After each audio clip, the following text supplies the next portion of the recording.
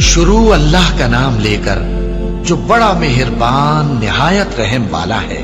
عصر کی قسم کہ انسان نقصان میں ہے مگر وہ لوگ جو ایمان لائے اور نیک عمل کرتے رہے اور آپس میں حق پر چلنے کی تلقین اور صبر کی تاکید کرتے رہے۔ والعصر، زمانے کی قسم ہے، زمانہ گواہ ہے، پوری تاریخ انسانی اس پر گواہی دے گی۔ ان الانسان لفی خسر، یقیناً انسان خسارے میں ہے، گھاٹے میں ہے۔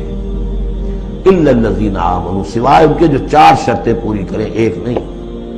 الا الذین آمنوا وعملوا الصالحات وتواصوا بالحق وتواصوا بالصبر، ایمان لائیں جو اس کائنات کے مخفی حقائق ہیں ان کو سمجھیں، ان کا شعور حاصل کریں، ان کی تصدیق کریں۔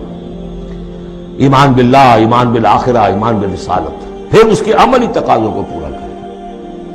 وعملوا الصالحات، پھر یہ کہ اس کے اوپر نہ صرف خود قائم ہو، اس کی دعوت دیں، اس کو پھیلائیں، وصیت کریں، جو بھی حق ہے، جو بھی صحیح بات ہے، امر بالمعروف ہے، نہی عن المنکر ہے، تواصوا بالحق۔ اور پھر یہ کہ جب یہ کام آپ کریں گے، آزمائشیں آئیں گی، تکلیفیں آئیں گی، مصیبتیں آئیں گی، ریزنچمنٹس ہوں گی، لوگ ناراض ہوں گے۔ آپ کیوں ان سے کہہ رہے ہیں کہ یہ کام آپ نہ کریں، یہ غلط کام ہے؟